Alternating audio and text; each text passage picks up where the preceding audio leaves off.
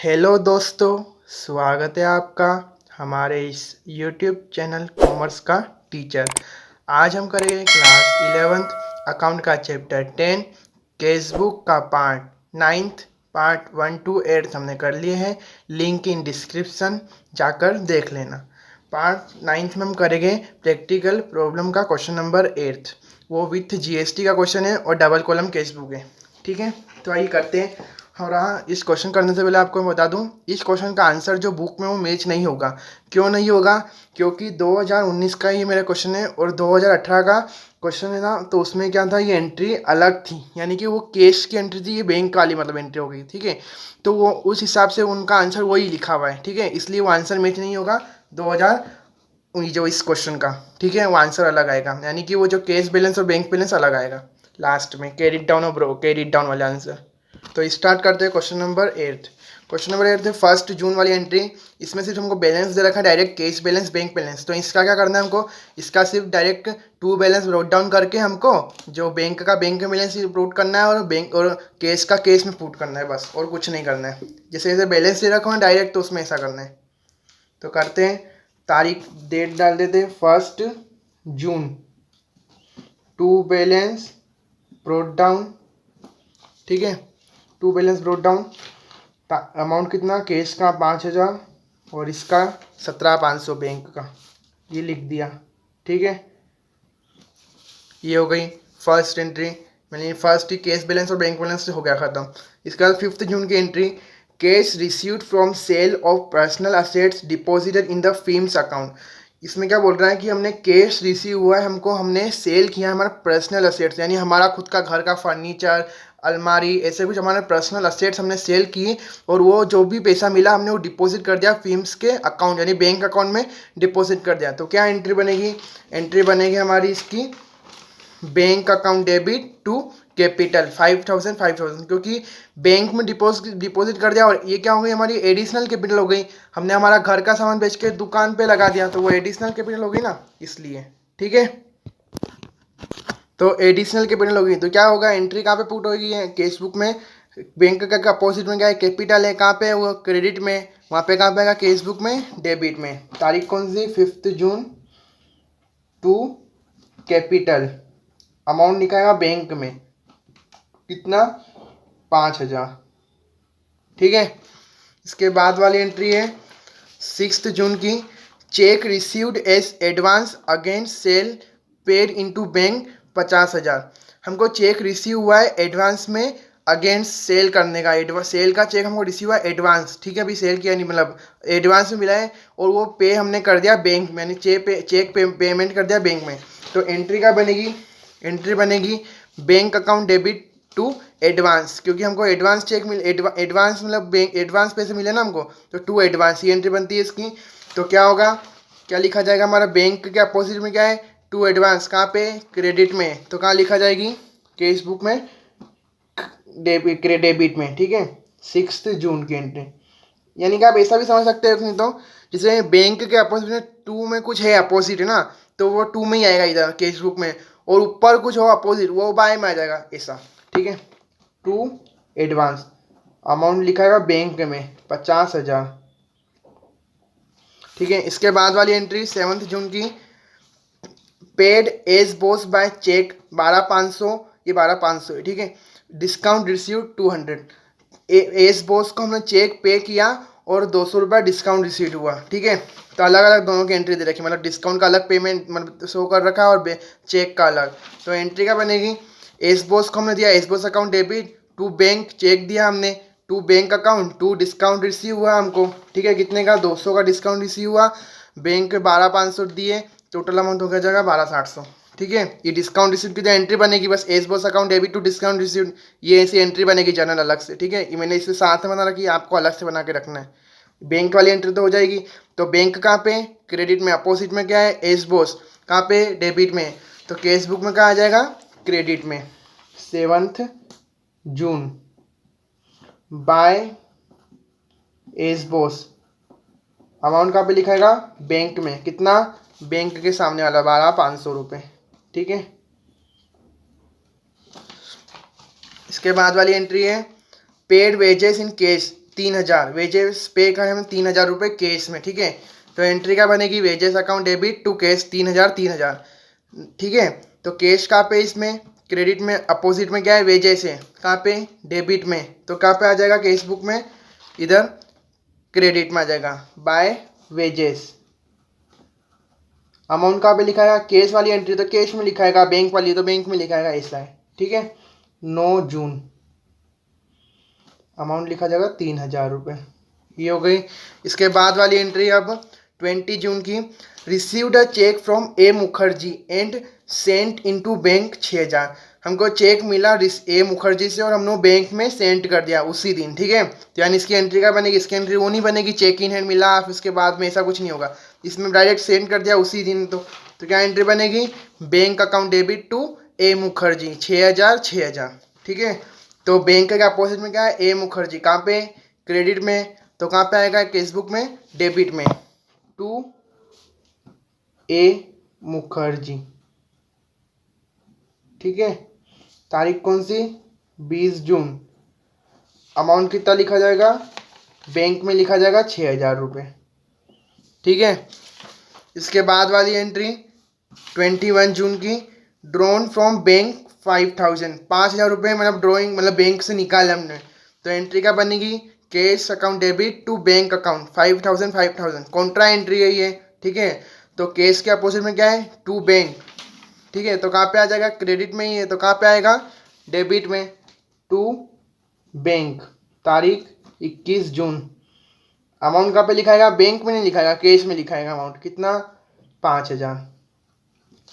और बैंक के अपोजिट में क्या है, बाय कैश, डेबिट में, मैं कैश ऊपर है मतलब कहाँ पे, डेबिट में, तो कहाँ पे आएगा, कैश बुक में क्रेडिट में, बाय कैश 21 जून। अमाउंट कहाँ पे लिखाएगा, बैंक में लिखाएगा 5,000, ठीक है। और यहाँ पे लेफ्ट की जगह सी यानी कॉन्ट्रा एंट्री, ठीक है।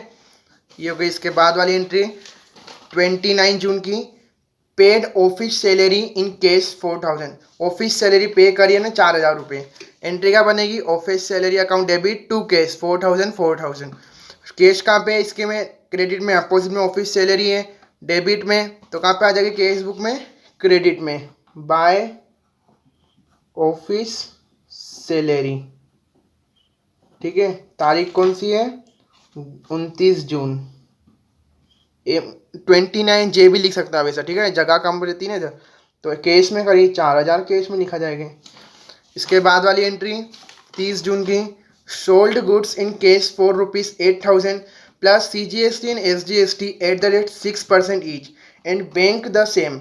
इसमें बोल रखा है कि हमने गुड्स सोल्ड किया है कैश में 8,000 का, प्लस CGST एंड SGST 6% लगाई हमने ईच, और वही पैसा हमने बैंक में डिपॉजिट, बैंक में उस बैंक द सेम मतलब बैंक में हमने बेच दिया है, ठीक है। ये कुछ एंट्री में मिस्टेक है, यानी कि इसमें है ना, बैंक डिपॉजिट द ऐसा कुछ डायरेक्ट लिखा है, बैंक द सेम डे, ऐसा कुछ होता है इसमें डायरेक्ट, मतलब एंट्री प्रिंटिंग मिस्टेक भी हो सकती है, ठीक है। तो एंड बैंक द सेम, तो एंट्री क्या बनेगी, इसकी एंट्री बनेगी बैंक अकाउंट डेबिट, पैसा तो हमको मिला पर हमने वो डिपॉजिट कर दिया बैंक में, यानी बैंक में पैसा भरा ना, हमारे पास तो पैसा रहा नहीं, तो बैंक में भरेगा। तो bank account debit to sale to output CGST to output SGST, 8,000 का माल था, 480 6% के हिसाब से लगी, ये होगी टोटल 8,960, ठीक है। बैंक कहाँ पे, इसमें इसके अपोजिट वाली तीनों चीज़ें क्रेडिट में, तो कहाँ पे आ जाएगी, डेबिट में आ जाएगी तीनों चीज़ें कैश बुक में। तो तारीख कौन सी, 30 जून, 30 जून, 30 जून, ठीक है। To sale to output CGST to output SGST, ठीक है। टू सेल कितना अमाउंट लिखा जाएगा यहाँ पे, 8,000 और 480 रुपये CGST SGST, ठीक है। ये हो गई एंट्री कंप्लीट। इसने ऐसा बोल रखा है कि हमने माल बेचा 8,000 में, 6% CGST लगी और वही पैसा हमने बैंक में जमा कर दिया उसी दिन, ठीक है, ऐसा। इसके बाद वाली एंट्री है 30 जून की, paid rent by cheque including CGST and SGST @ 6% 1,120। इस एंट्री में क्या बोल रहा है कि रेंट हमने पे करी चेक से और उसमें इंक्लूडिंग है CGST SGST 6% ईच 1,120 में। 1120 रुपये मतलब है ये टोटल। और इसमें हमारी अमाउंट भी है रेंट का, उसमें 6 और जीएसटी भी है, CGST SGST 6%। ठीक है, तो वो निकालते कैसे, मैंने आपको जर्नल एंट्री में सिखाया था ऐसे निकालना। एक बार और बता देता हूँ निकालना ये कैसे निकालते हैं। जैसे इसमें तो दे रखा है 6%, ठीक है, और किसी में मतलब नहीं दे रखा तो हमेशा मतलब 12% ही लगता है इसका। इसमें दे रखा है यानी 6% CGST 6% SGST, कितना यानी कि 12% हो गया। ठीक है, तो क्या करना है आपको, जी आपको वापस से जैसे क्या जितना भी अमाउंट लिखा हुआ है टोटल ये लिखना, क्या करना है 1120 लिखा हुआ है इंटू 100, कितना आया 112,000 इतना आ गया। और डिवाइड कितना करना है 100 प्लस जितना परसेंट, 100 प्लस 6 और 6 12% यानी 112 डिवाइड 112 करेंगे तो कितना आ जाएगा 1000 रुपये। ये हमारा टोटल अमाउंट निकलेगा इससे। ये करने से टोटल अमाउंट निकलना है। फॉर्मूला याद रख लो नहीं तो फॉर्मूला क्या होता है इसका, अमाउंट इंटू 100 क्या निकालने का, ये टोटल अमाउंट निकालने का। ठीक है, हमको जैसे वो बिना जीएसटी वाला अमाउंट निकालने का, कितना amount into 100, 100 plus rate of percent, ये फॉर्मूला होता है इसका, amount into 100, 100 plus rate of percent. ठीक है, तो 1000 रुपये आ गया, वो क्या हो गया हमारा रेंट का अमाउंट।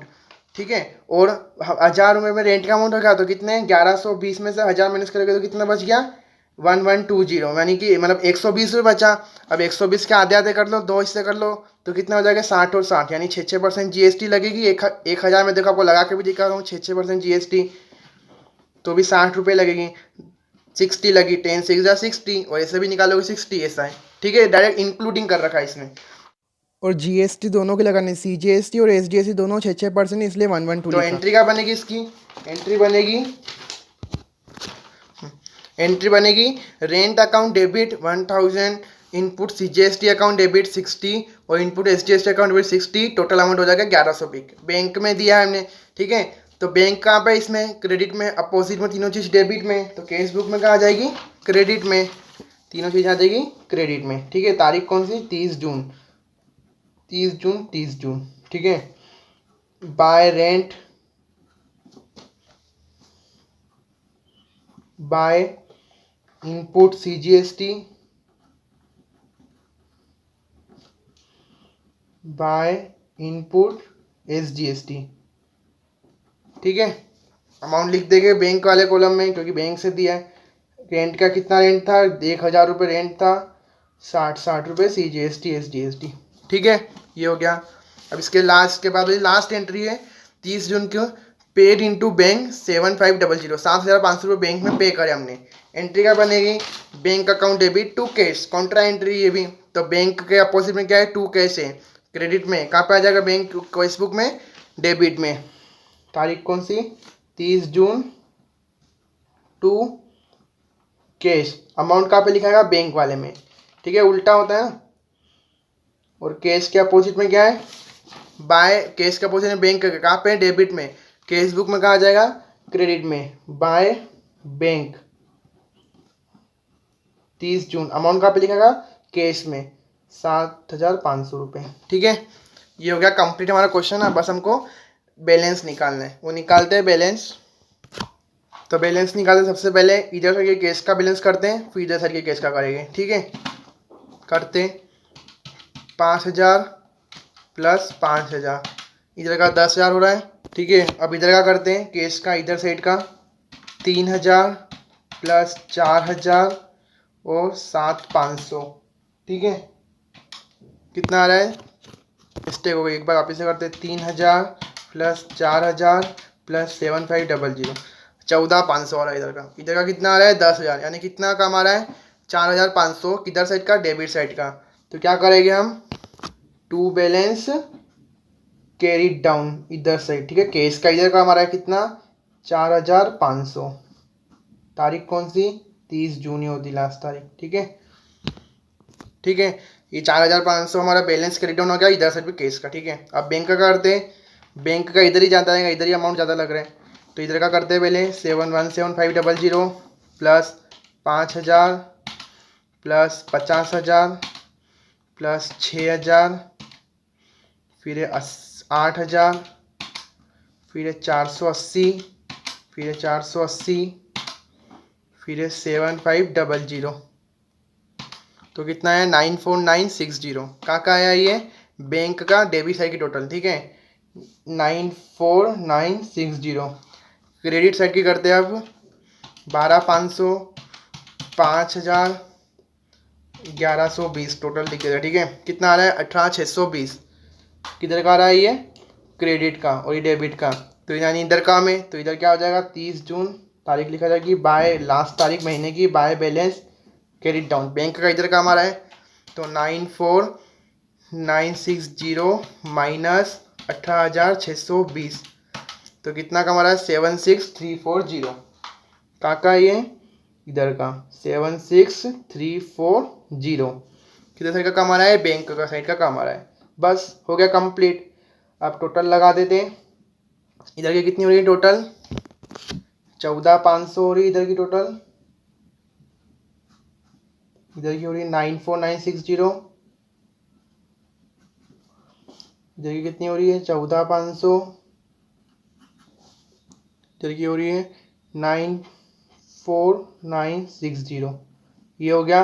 अब जो भी आप बैलेंस इधर फॉरवर्ड कर दो, क्रेडिट डाउन किधर है बाय में इधर साइड है क्रेडिट डाउन, तो इधर क्या आ जाएगा जून का आएगा था 1 जुलाई, क्या आ जाएगा to balance brought down, amount bank में लिखा जाएगा कितना 76340। इधर साइड क्या आ जाएगा बाय बैलेंस ब्रोड डाउन कितना केस में 4500, तारीख 1 जुलाई।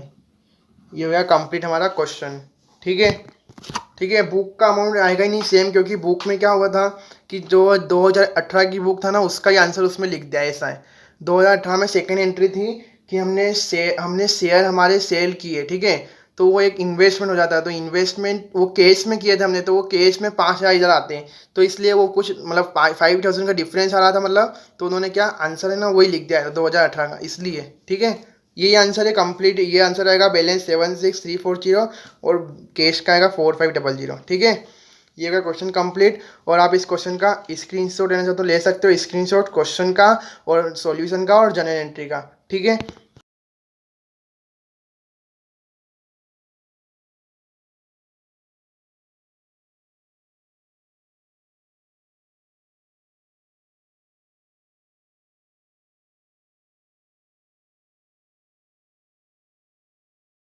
और आपको हमारी वीडियो पसंद आए तो प्लीज़ लाइक करना और अपने दोस्तों को ज़रूर शेयर करना और हमारे चैनल को सब्सक्राइब जरूर करना।